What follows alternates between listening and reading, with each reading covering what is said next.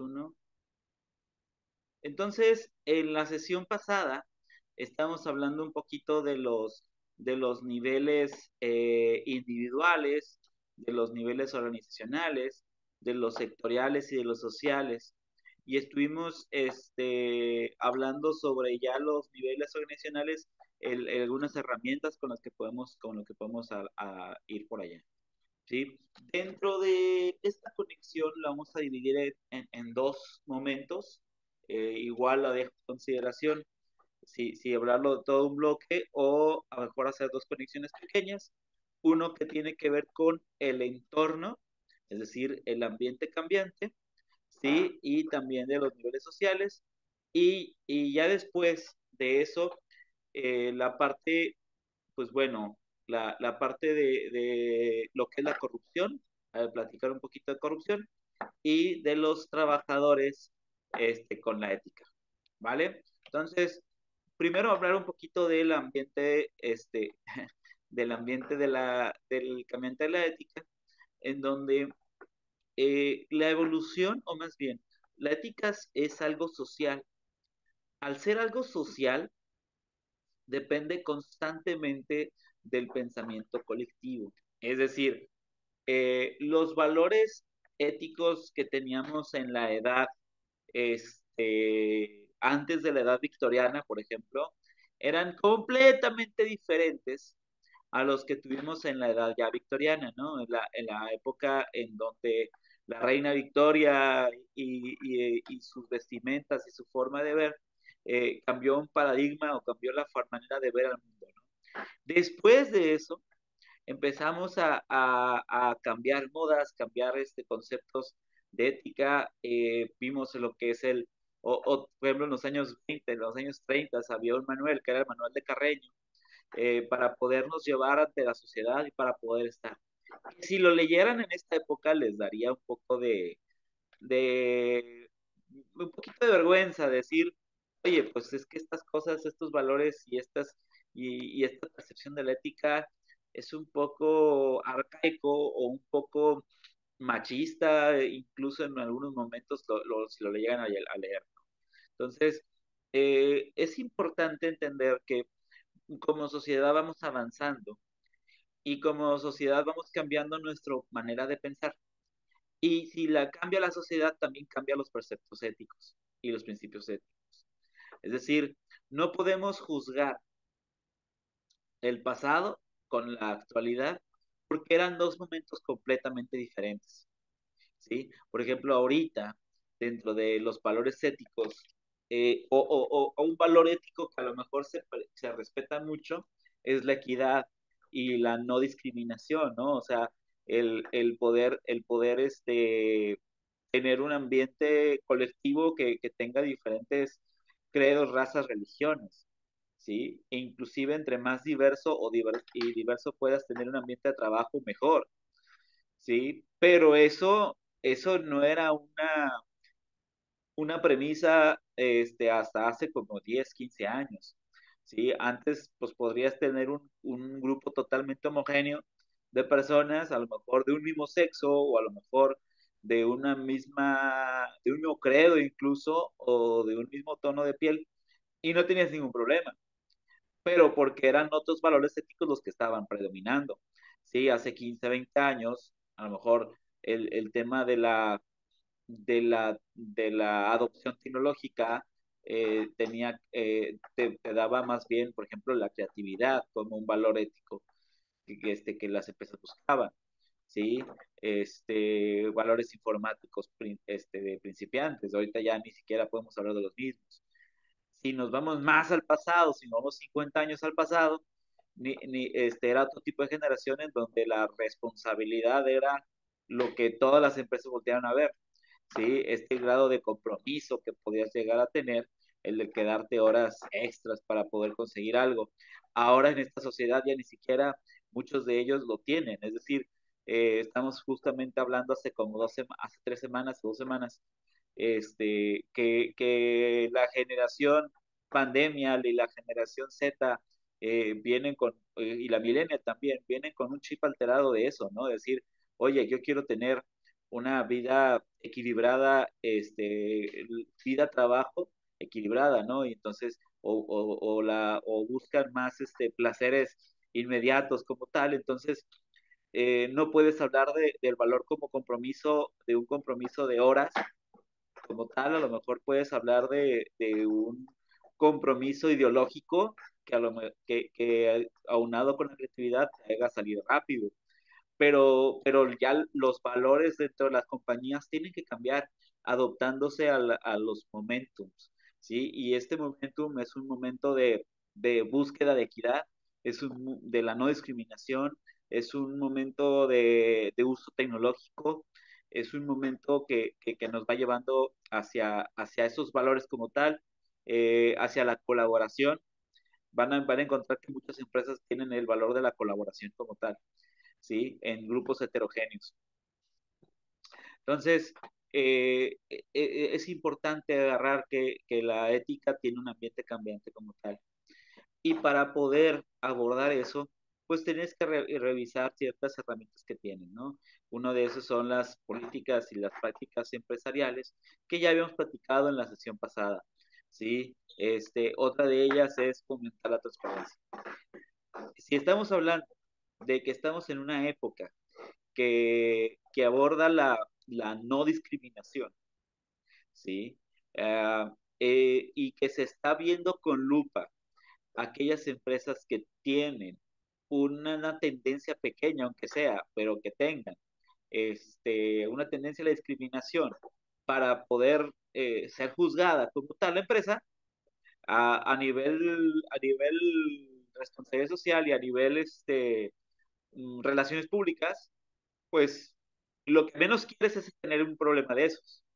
Entonces, creo que es más que nunca, las empresas deben de ser muy, muy, muy transparentes. No, no solo en el tema financiero. De hecho, yo pondría ese como de los últimos lugares de transparencia. O sea, el tema de rendición de cuentas financieras no es tanto ahorita el tema que las empresas, o más bien que la sociedad quiere revisar. La sociedad quiere revisar que tu protección del consumidor y quiere revisar que tu reclutamiento y selección sean transparentes. Si tú tienes un proceso de contratación que tienda a ser amañado, o que si tú tienes un proceso de incentivos que está amañado, o si tú tienes un proceso de atención a clientes que tiene un sesgo hacia algún credo, raza, religión muy marcado, ¿sí? O incluso capacidad económica, la sociedad te lo hará saber y te juzgará.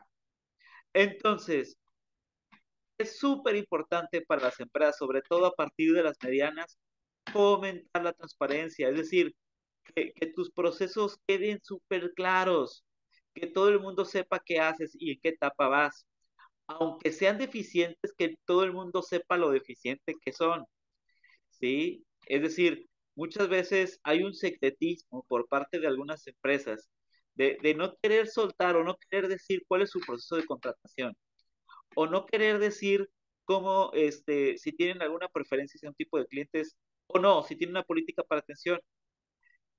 Si te cachan teniendo una preferencia, por ejemplo, para un tipo de consumidor, te pueden quitar el local o si no te quitan el local, al menos te pueden juzgar las redes. Acuérdense de lo que pasó en la Ciudad de México con el restaurante que segregaba o que parecía que segregaba. Entonces, es súper importante cuidar en esta época más que nunca la transparencia, sobre todo en eso. En la parte financiera, claro, por el tema de los inversionistas, pero más ahorita en el tema social y en el tema operacional. Promover una cultura ética se dice fácil, hay que hacer muchas cosas. Nada, para promover una cultura ética debe de tener una empresa que tenga procesos claros, que tenga una planeación estratégica, es decir, que tenga la misión, visión, estrategias, objetivos como tal, claros. Y ya que tienes eso, que tengas una redacción de código de ética, de políticas y que al mismo tiempo tengas tu sistema jerarquizado de valores.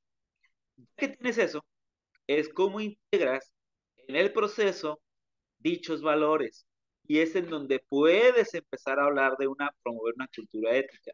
Es decir, tienes un sistema de recompensas, tienes un sistema que en tus procesos está inmiscuido todos los valores que dijiste que iba a tener tu compañía, y justamente a través de eso a lo mejor puedes hacer frente o puedes crear una identidad para que las personas quieran trabajar contigo o que las personas quieran comprar tus productos. Pero, pero solo funcionará cuando tengas una cultura ética. ¿Y cómo puedes tener una cultura ética? Teniendo procesos definidos y teniendo estrategias definidas acorde a tus valores éticos. Si no tienes eso, es dificilísimo tener una cultura ética. Muy bien. Otra cosa para poder hablar del ambiente cambiante es obviamente transformar a la empresa a ser un modelo flexible. Si estamos comentando que la sociedad ha estado cambiando y que hay ciertas tendencias hacia la no discriminación, ¿quién nos garantiza que en el año 2035 se volteen a ver otras cosas? Un postdata, sí, nos falta la parte ambiental. Es decir, creo que también el tema ambiental es un tema que están volteando a ver mucho. ¿Y quién dice que a lo mejor en el 2050 haya otros temas en la mesa, en los cuales tú quieras transformar tu empresa para allá? Entonces, no porque estés redactando una planeación estratégica, no porque estés redactando un plan de negocios o redactando un manual de procesos, acorde a tus valores, significa que estos se mantengan quietos y sea forever esos procesos. De hecho, normalmente hay comités, por ejemplo, un comité, como existen comités de calidad, existe un comité regulador de ética que puede revisar hacia dónde puede orientarse la empresa cada cierto tiempo.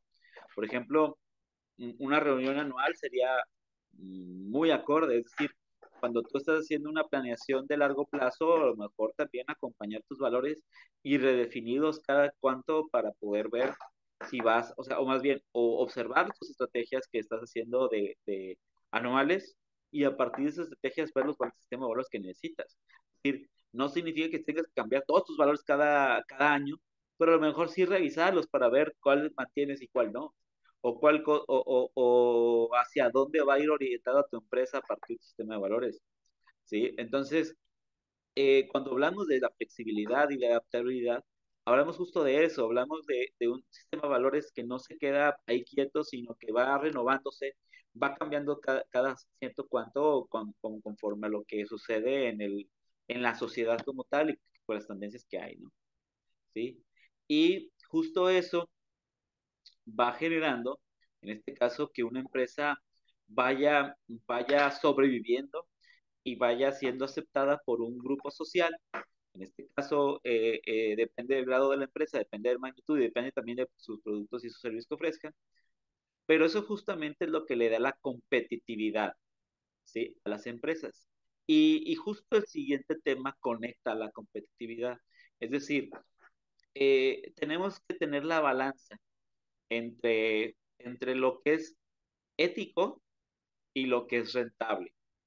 Muchas veces no están 100% conectadas y hay que buscar el hilo conductor entre lo que es ético y lo que es rentable. Es decir, muchas empresas en pro de la rentabilidad olvidan sus criterios éticos. Muchas empresas bueno, no, unas pocas empresas que voltean a ver la ética como su principal valor, se olvidan a veces de las estrategias de rentabilidad. Y seamos honestos, las empresas sobreviven a través del capital. Todas las empresas sobreviven a través del capital, hasta las de sin fin de lucro. Las sin fin de lucro necesitan sobrevivir a partir del capital y a partir de la donación. ¿Sí? Las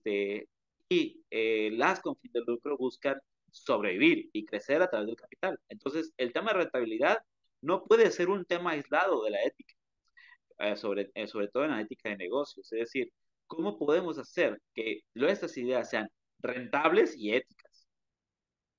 ¿Sí? Entonces, es en donde vienen los desafíos, ¿sí? Donde es muy atractivo a caer en problemas de ética a partir de la falta de competitividad, que cuando no están conectadas y que quieres irte por el lado de la rentabilidad.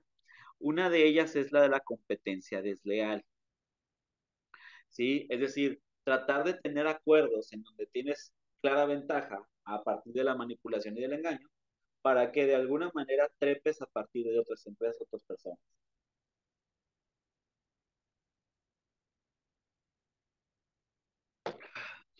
Hay empresas y empresarios que forjaron sus imperios a partir de la competencia desleal. Incluso el tema de los monopolios viene de una práctica de competencia desleal, que es en donde se hace una mala praxis o fue muy tentado este grupo de personas a hacer errores, o más bien no son errores, pero son cuestiones que no son morales y que eso ocasiona que a la larga empiezan a haber conflictos con el tema social, ¿sí? Donde a niveles pequeños, por ejemplo, ¿cuántas personas conocen que por una cantidad de dinero traicionan a otros y que traicionan a incluso a socios, etcétera, por hacerlo, ¿no? Entonces, por ahí también viene, ¿no? Y el hacer competencia desleal, haciendo ventajas o aprovechándote de circunstancias para hacer daño a otras empresas, pues no está padre y es algún conflicto que es muy común a la hora de hablar de la competitividad y la ética. Otra que existe y que justamente se trata de evitar con la responsabilidad social corporativa es el trabajo infantil y la explotación laboral. La explotación laboral la conocen, algunos han estado en ella, sí, algunos hemos estado en algún momento en ella. Y el trabajo infantil es un tema que las personas no quieren tocar muchas veces, pero que sigue existiendo y en muchas empresas. Es decir, empresas que contratan a personas menores de 14 años, es decir, me van a decir, la edad de mayoría de edad es 18 años, pues bueno, legalmente puedes trabajar a partir de entre los 15 a los 18 años perdón, 15, 17 años con permiso especial de papás o de tutores, este, pero hay incluso empresas que contratan de manera ilegal a personas menores de edad, de menores de 14 años, para generar un trabajo infantil. Obviamente, si ya esas empresas se arriesgan eso, pagándoles menos que el mínimo muchas veces. O contratando al familiar y haciendo que toda la familia trabaje, ¿sí? O que simplemente esté haciendo jornadas de trabajo súper extensas, o que violen, en este caso, la Ley Federal de Trabajo. Por ejemplo, ahorita ya sabemos que el salario mínimo es de 6,200 pesos mensuales por un trabajo de 8 horas. Todavía hay empresas que, que pues obviamente no tienen registrados ante el IMSS, que te están pagando menos de 5,000 mensuales, ¿sí? Por un turno de 8 horas, ¿sí? O por ejemplo, muchas empresas o empleos informales que ganan menos que eso. Entonces, o puestos de trabajo que sí ganen los 6,000 pesos, 6,200 pesos mensuales por un turno de 8 horas, pero que a lo mejor dentro de algún reglamento no tengan vacaciones, ¿sí? O que no tengan prestaciones, o por ejemplo que los hagan ir en días festivos no laborables bajo la ley y que se les pague con turno por turno en vez de pagarles un doble o triple dependiendo de las horas, ¿sí? En este caso, existe mucha explotación laboral en México todavía y es algo que rompe definitivamente este hilo conductor que hablamos de la competitividad y de la ética, ¿sí? Otra de las circunstancias es prácticas comerciales engañosas. ¿Cuántas veces hemos caído con una publicidad engañosa o información engañosa, ¿no? Sobre todo pasa mucho en multiniveles, en donde, por búsqueda de unos ingresos adicionales hacen prácticas muy engañosas en donde te prometen de más para entregarte de menos y en donde pues puedes correr riesgos, ¿no? Y patrimonios. Compartirles una experiencia de una empresa en donde estuve, que, que su producto, decían que era un producto milagro, es decir, que curaba cáncer, diabetes, etcétera, etcétera, etcétera, y que lo lanzaban al mercado con esas aseveraciones, ¿sí? Sin estudios médicos, sin aprobación de algún, de la FDA, sin sellos, etcétera, pero lanzando una serie de mitos de producto milagro. ¿Por qué? Porque debes de creer. Y así nada más. Y entonces, pues al final del camino, hubo personas que apostaban todo su patrimonio para ese tipo de productos, ¿sí? Y que dejaban por ejemplo, estos que eran productos milagro, obviamente, pues fue algo de los motivos por los cuales no quise continuar. Prometían cosas que para mí eran muy peligrosas, es decir, oye, las personas dejaban de tomar sus medicamentos para cáncer, diabetes, etcétera, porque les habían prometido que con esa sustancia ya no iban a tener enfermedad. Entonces, pues, a merced de que uno de ellos empeore por no tener su medicamento bien preparado y tenga una recaída peligrosa, ¿sí? Entonces, ese tipo de cosas, pues obviamente le daban ingresos a la empresa, le daban ventas, ¿no? Imagínate que un producto te cubre todo y si estás en una situación desesperada, pues ya ni te cuento, ¿sí? Pero realmente estás haciendo un bien a la sociedad, diciendo algo que no está aprobado, ese es en donde viene el peligro, ¿no? Entonces, por eso se pierde el hilo conductor de la ética y la rentabilidad. Es decir, por ejemplo, conocemos marcas que te ofrecen, no sé, que con tu producto vas a lograr grandes cosas, lo que le pasó a Axe en algún momento. Axe lo llegaron a demandar porque, porque una persona pensó que se iba poniéndose el perfume de Axe, iba a traer al sexo opuesto a todas luces y no lo hizo. La publicidad de Axe iba enfocada hacia la atracción del sexo opuesto y con publicidad engañosa, que podemos tomar ahorita nosotros aquí en confianza de ridículo, decir, oye, pues es que no hace eso el producto. Pero aún así, si lo promueves así, puede caer en una práctica de publicidad engañosa, ¿sí? O como si yo les dijera, oye, métete una inversión y vas a ganar 35,000 pesos a la semana. Y te metes y resulta ser que no ganas 35,000 pesos a la semana, ganas 2,000 pesos. Aunque ganes 2,000 pesos, aunque ganes o no sé, no te hice perder. Pero si yo te prometí 35,000 y te doy 2,000 y que todos ganan 2,000, o sea que no fue por una mala práctica, todos ganan 2,000, es información engañosa. Y eso también de hecho, puede ser demandable. Muy bien, muy bien. Y la última, la corrupción. Sí, ese ya lo conocemos, creo que hemos vivido con ello. Y es que es un tema que las empresas no pueden abandonar. O los gobiernos, ¿sí? Eh, Al final del camino, las empresas y los gobiernos son un grupo de personas. Y muchas veces están ahí personas que se ven tentadas en la ganancia o sistemas que se ven tentados a la ganancia y por ello empiezan a moldear el sistema de justicia a su voluntad, ¿sí?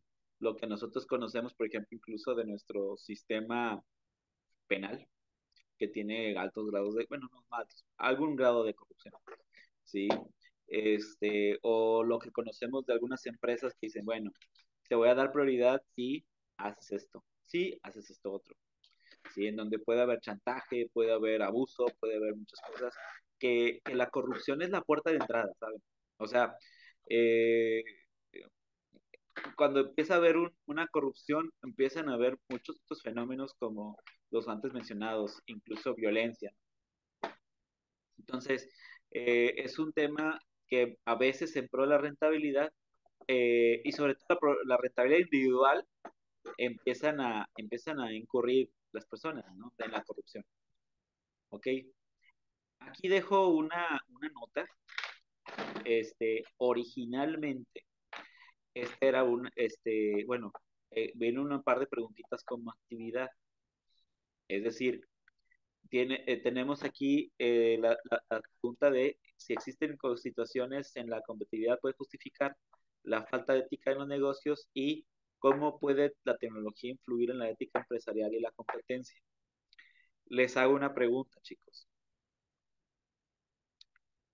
Si gustan, podemos poner estas dos preguntas y conectarnos 7:15, ¿sí?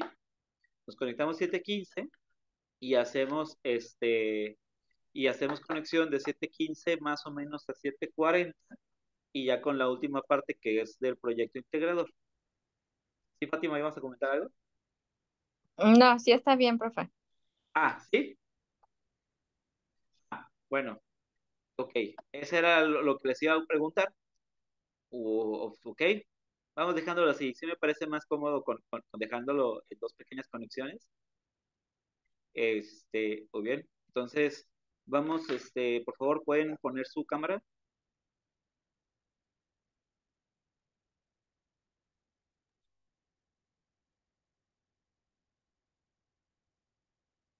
Formando 3, 2, 1.